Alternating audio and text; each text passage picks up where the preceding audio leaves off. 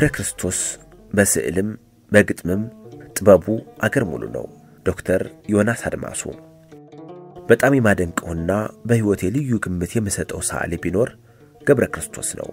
ገብረ ክርስቶስ ፈላስፋም ሳይንቲስትም ይመስለኛል።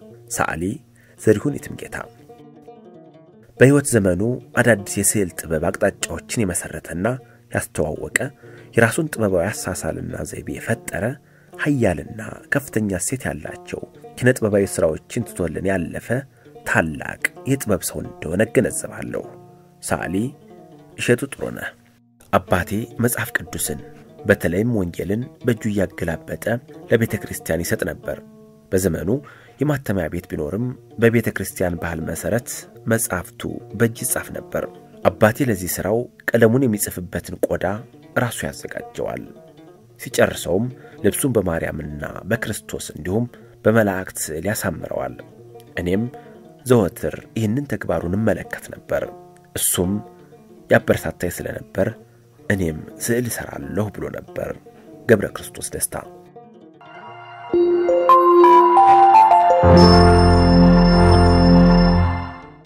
ገብረ ክርስቶስ ደስታ በ1925 ዓመተ ምህረት በሐረር ከተማ ተወለደ። አባቱ አለቃ ደስታ ነገዋ የቤተ ክርስቲያን መምህር ከመሆናቸውም በላይ የብራና መጻሕፍትን ይገለብጡና ያስጌጡ ነበር። እናቱን በልጅነቱ ያጣው ገብረ ክርስቶስ አለቃ ደስታ እንደ እናትም እንደ አባትም እያበረታቱትና እየደገፉ አሳደጉት። የመጀመሪያ ትምህርቱን ሐረር ካጠናቀቀ በኋላ ወደ አዲስ አበባ መጥቶ የሁለተኛ ደረጃ ትምህርቱን በቀዳማዊ ኃይለ ሥላሴ ትምህርት ቤትና በጀነራል ዊንጌት ትምህርት ቤት አከናወነ። ከዚያም ቀዳማዊ ኃይለ ሥላሴ ዩኒቨርሲቲ ኮሌጅ ሳይንስ ፋኩልቲ ገብቶ ለ2 ዓመት ያህል ከቆየ በኋላ በነጻ ትምህርት ዕድል ወደ ውጭ ሀገር አርት አካዳሚ ሄደ። እዚያም ያለ በልዩ ልዩ ሀገሮች እየተዘዋወረ የጥበብ አብስትራክትና የጥበብ ገላጭ ሰዓሊዎችን ሥራ ሲያጠና ቆይቶ 1955 ወይም 56 ዓመተ ምህረት ወደ አዲስ አበባ ተመልሶ በስነ ጥበብ ትምህርት ቤት በመምህርነት ተቀጠረ። አዲስ አይነት ስነ ጥበብ ለሀገሩ በማስተዋወቁ በ1958 ዓመተ ምህረት ገብረ ክርስቶስ ደስታ የቀዳማዊ ኃይለ ሥላሴ ሽልማት ድርጅትን ሽልማት ተሸለመ። በሰዓሊነቱና በገጣሚነቱ ትልቅ አስተዋጽኦ ያበረከተው ገብረ ክርስቶስ ምናልባት በግል ህይወቱና በስራው ላይ ባጋጠሙት ችግሮች ምክንያት የሚወዳትን ሀገሩን ጥሎ ለመሄድ በቃ። በመጀመሪያ ኬንያ፣ ከዚያም ጀርመን ሀገርና በመጨረሻ ዩናይትድ ስቴትስ ሄደ።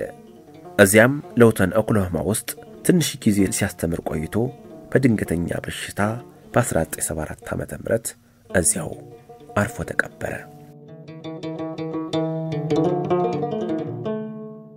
በዓለም ላይ በርካታ ታላላቅ ሰዓሊያን ከረጅም ዘመን ጀምሮ ኢየሱስ ክርስቶስን ስቅለት በታሳቢነት ስለዋል። ስነ ስቅለት ወይም ጎልጎታ ኢየሱስ ክርስቶስን ስቃይ በአካባቢው ከነበረው ትዕይንት ጋር በተለያዩ መንገዶች ማሳየት ችለዋል። በሀገራችን ሰዓሊና ገጣሚ የነበረው ገብረ ክርስቶስ ደስታ ስነ ስቅለት ወይም ጎልጎታ በሚል ርዕስ የሳለውን ስዕል በተመለከተ ሰዓሊ እሸቱ ጥሩነህ የገለጹበት መንገድ ነበር።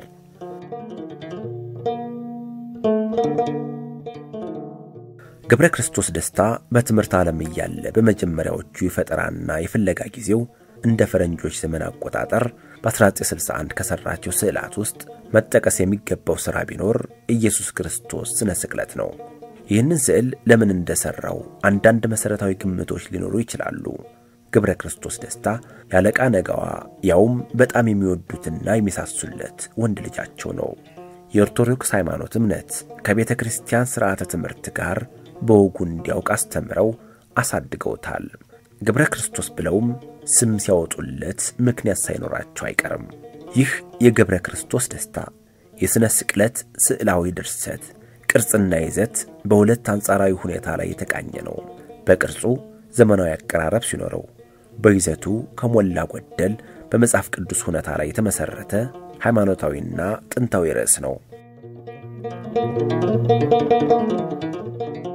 በቅርጻዊ አቀራረቡ ሲታይ በወርቃማና ብራማ የብርሃን ድባብ ውስጥ በጥቁር ቀለማት አምዳዊና አግድማዊ ወይም መስቀልያ በተሰመሩ ወፍራምና ቀጭን መስመሮች የተሞላ ነው።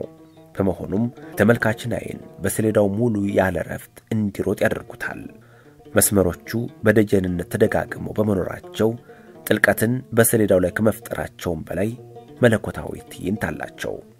ተመልካች ረፍት የሚያገኘው አብዛኛውን የሰሌዳ ክፍል በተቆጣጠረው ግን ትንሽ ቀይ ህብረ ቀለም ነው። ይህ ብቻ የቀይ ህብረ ቀለም መስቀልያ አቀባብና አቀማመጥ ስዕላዊ ድርሰቱን አተኩረን እንድናይ ይጋብዘናል። በይዘታዊ አቀራረቡ ፍጹም ንዑዳዊ እውነታዎችንና ተምሳሌትን በክርስቶስ የሥነ ስቅለት ስዕል ገብረ ክርስቶስ ይስል የመሥዋዕትነትን፣ የቤዛነትን፣ የሕያውነትንና የዘላለማዊነትን እንዲሁም የነጻነትንና የሰላምን ምንነት ባጭሩ በህብረ ቀለማት የቃኘበትና የተቃኘበት ነው። መስቀሉ እውነታዊ ነው። የተሰቀለው ክርስቶስ ግን ተምሳሌታዊ ነው። ስዕሉ እስከተሰራበት እስከዚያን ጊዜ ድረስ ብዙ ሰዓሊዎች አካሉን ወይም ሥጋውን አልፎም እውነታዊ ምስሉን ከነስቃዩ ይስላሉ እንጂ እንደ ገብረ ክርስቶስ ክብር ደሙን በቀይ ህብረ ቀለም ብቻ ተምሳሌት አድርገውና ወስነው ይሰሩ የሉም። ይህንን በሚመለከት የጀርመን አገር ጓደኛው እጓለ ገብረ ዮሐንስ እንዲህ ይላሉ። ሰዓሊ ተብሎ የጎለጎታን ተራራ ያልወጣ ትልቁን ትራጀዲ ያላየ የለም። ግን የገብረ ክርስቶስ ስነ ስቅለት ለብቻው ነው። ቀለም ተናጋሪ ነው። የሚታየው ንጹህ ብቻ ነው ብለዋል። በምንጭነት መንገድ ስጡኝ ሰፊ የገብረ ክርስቶስ የግጥም መጽሐፍ፣ የኢትዮጵያ የጥናት መጽሐፍና ሰው የተሰኘው መጽሐፍ ተጠቅመናል። ሁላችሁንም እናመሰግናለን። ሰላም ዋሉ። ሁለተኛው ከዚህ በፊት ዛሬ ለክርስቶስ ወር በጋዜጦች ላይ ብዙ ክርክር ያስነሳ ግጥም ነው። ብዙዎቹ እርግጥ ይህ ግጥም ነው ወይስ ቅኔ ነው የሚል ክርክር አስነስተው ምናልባት ይረባል አይረባም በሚለው ናቴ ተከራክረውበታል። አርስቱን ይወድሻለሁ ነው።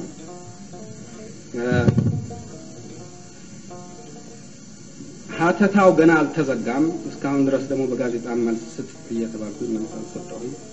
መልስ መስጠት ያስፈልገኝ እንደሆነ አላወቅሁትም።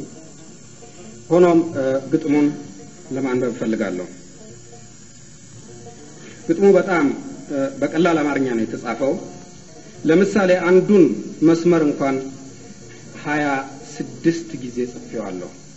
ከ26ቱ አንዱን ብቻ በመምረጥ እዚህ ውስጥ አስገብቼዋለሁ። በ135 መስመር ሊያልቅ የሚገባው ግጥም በ38 መስመር ብቻ ነው ያለቀው። ስለዚህ በአንድ ሶስተኛው ነው ያለቀው። በጣም ተጨምቋል ማለት ነው።